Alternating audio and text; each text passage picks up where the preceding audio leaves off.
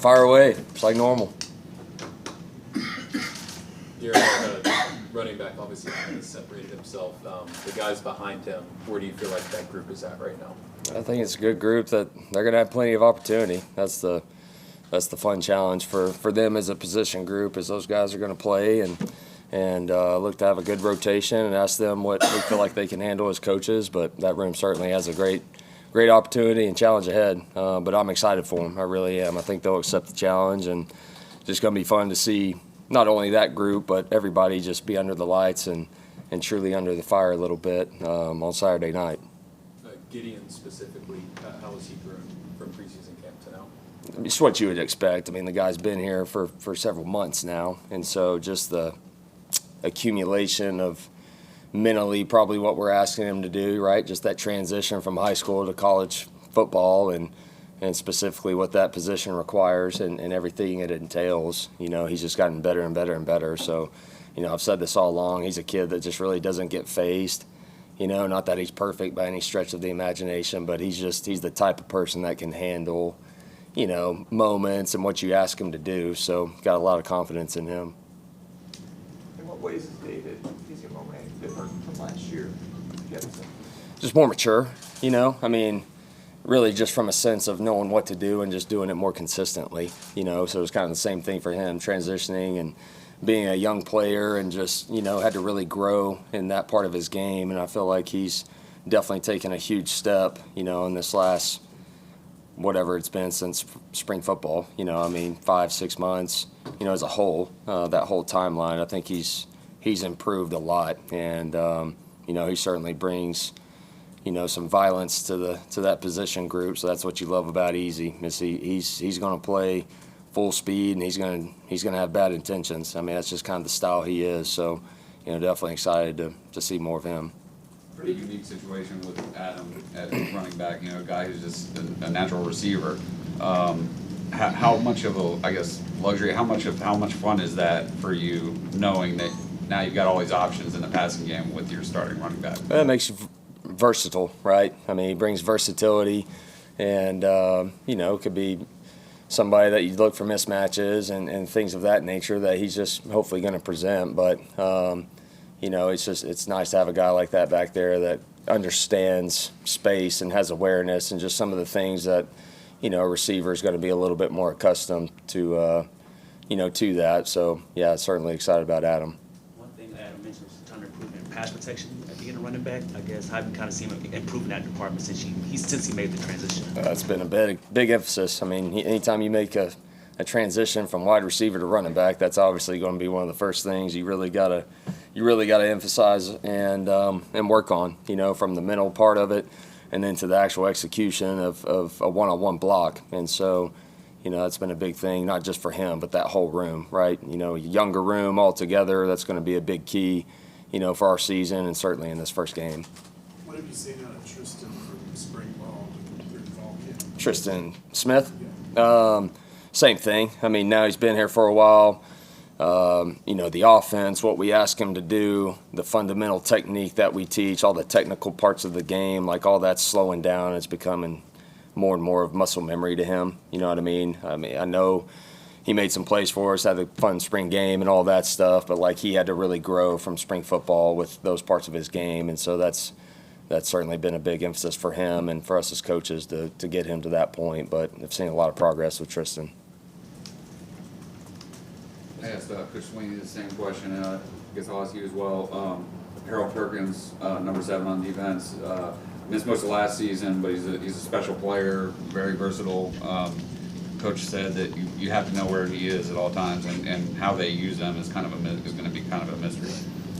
Yeah, I mean, game ones are always a little bit of a mystery, right? I mean, they've got new players on defense in some spots, and game ones are a little bit of a mystery altogether anyways. But, yeah, I mean, he's certainly one you're going to identify where he is. And, you know, I got a ton of respect for the way he plays the game. He's violent. He kind of just wreaks havoc all the time. That's kind of what he is. But, you know, he's a very versatile player. You know, but like I said, just got a ton of respect for the way that he plays the game. So, yeah, you're gonna need to know where he is for sure.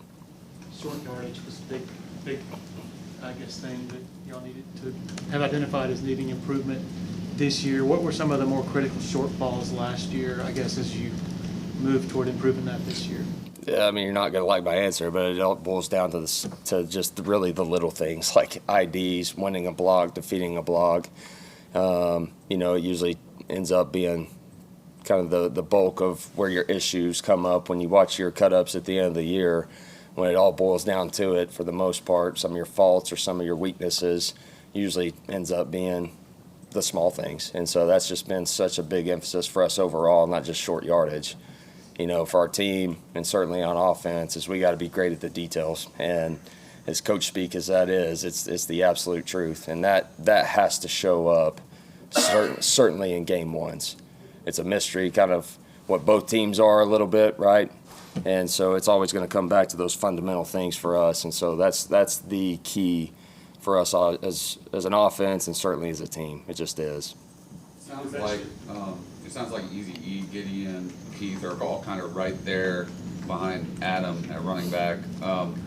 How do you go about deciding throughout the course of a game and going into a game how to spread the reps around? I mean, is it just, you know, who has a hot hand, or does it depend on the personnel you're facing? Yeah, I mean, it's depends on what you kind of have in from a game plan. Like, you always want to put those guys in position to do what they do well. Like, that's kind of the first thing.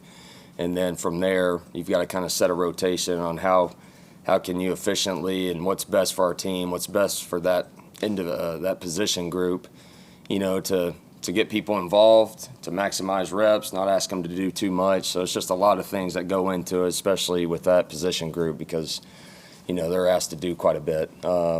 You know, so I think it always kind of starts with really what do you have installed for that game plan is really kind of where it starts, and then it goes from there. But yeah, certainly if somebody has a hot hand, you want to keep them hot. So that's always going to be a factor.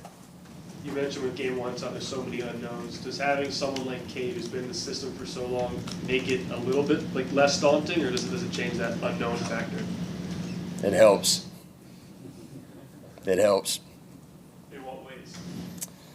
I mean, you got a guy that's just been through it, you know, and we've got a lot of people on our side of the ball that have played together and have continuity and chemistry from that standpoint. They've played a lot of snaps together.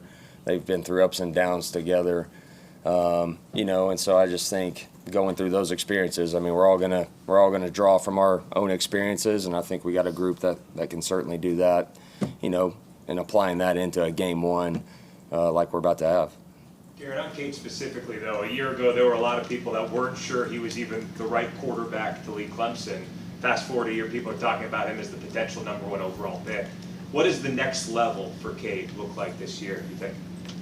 I mean, there's certainly a ton of room. I've said this all along. I've said it to his face. I mean, he knows this. There's another level for him, and that's what he's chasing, and that's what we're all chasing. So I just think different parts of his game, whether it's just some routine automatic plays, is really probably the main charge that I've given him. You know, coming away from last season, is he's the type of player that, you know, when routine plays are there, routine things are there, we got to hit those every time. Like, he's that caliber of a player, and so that's been the big charge. But, you know, I mean, this game's going to continue to slow down for him, I think, as this season goes on, and he's heading into his senior year, so expect a lot of big things from him for sure.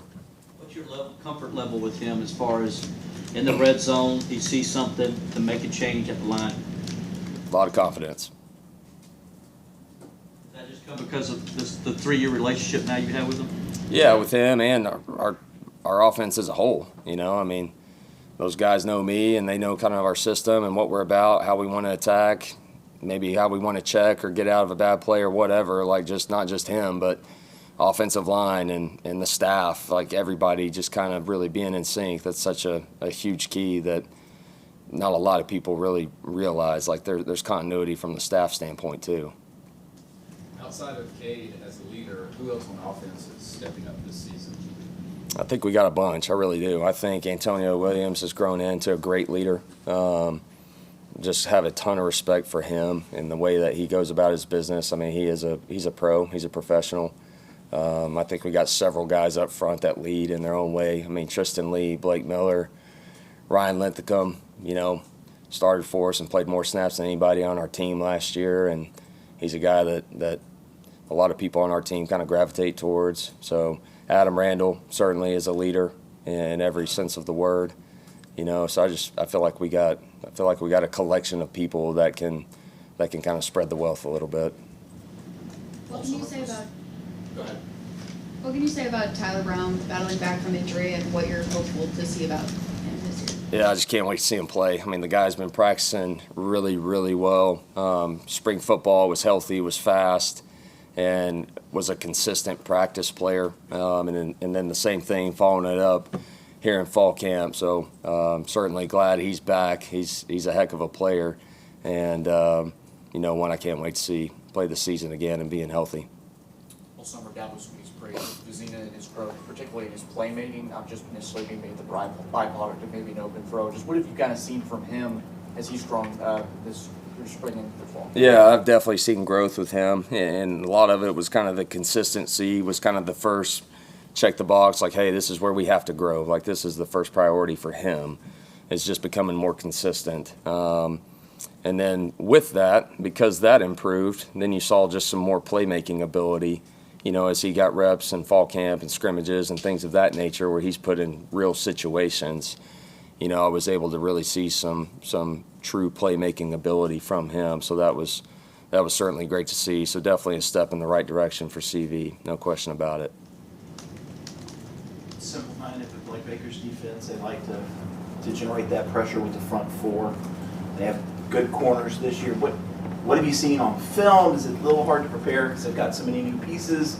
Or is it not? It's the same group. We just have to prepare for that scheme. I mean, you're going to prepare for their scheme. Now, we know that there's different people and going to be people in different spots than what we're watching on film. But that's always the fun mystery of game ones. And, they're going to do some things a little differently, I'm sure, schematically than they did a year ago. And that's just kind of part of game ones. So again, it kind of really just comes back to us being prepared, obviously, but us understanding and trusting our process, trusting our rules, and really being great at the little things and the details. It's just going to come back to that for us, really, no matter what they do. Like, that's got to be what we focus on. Adding Hunter Helms as a player coach this year, what went into that decision, and how does that kind of help y'all as a quarterback room? Yeah, I mean, he's been great. Kind of the Paul Tyson role this year, but Hunter's been awesome. I mean, he knows our system, he knows me, he knows what we're about and how we work, and our how we attack and just philosophy stuff. So he's been great, and obviously a great veteran guy to kind of have there as an emergency if you need him. Was there a point with Adam Randall, whether it was during bowl practice or the spring or even August camp, where you went, holy cow, this might actually work. Like, this dude can actually do this? Oh, when he popped the big run in Texas, I mean, that was kind of the first one. I was like, okay, that looked pretty good. But then being a coach and knowing what's going to all go into that transition, there's a lot of things that you just got to go through and you got to see, right? So I think Adam did a great job of attacking the things that he knew was going to require a lot of work by him, just making that sort of transition. So I just think his whole approach was really, really good. And then I just think his ability to do those things, to actually execute some of the running back requirements, if you will, that showed up a lot quicker, to me than maybe what I even would have thought. I was really proud of him that way. So, again, just really excited for him. Wide receivers walk out on the perimeter. A little different when you're in pass pro. But did that experience help him learn, a little how to work in pass pro? Oh yeah, I mean, it's just, man, you're out there at receiver, you're playing ball, or you're playing in space. You have to block people one-on-one. You can't cut them anymore out at receiver like you could in the old days. So you have to be able to do that. So I mean, a lot of those things carry over. You just have to learn how to do some of these things in a phone booth and with the blitzing Mike linebacker coming at you, right? So I mean, it's different, but again, I think his whole approach and the physical nature that he brings to the position anyway is going to be a good deal for us. Take one more for Coach Riley if anybody has one. How about Gideon? Is that part of his game that's got to get better? For him to be trusted, in game situations? Yeah, I mean, that's always got to improve. Not that he's deficient at that. Like, I trust him to go do it right now. But asking a younger freshman, like that's always going to be probably the part of their game that's going to have to keep improving as they go. All right, thank you, Coach. All right, Coach, appreciate thanks. it.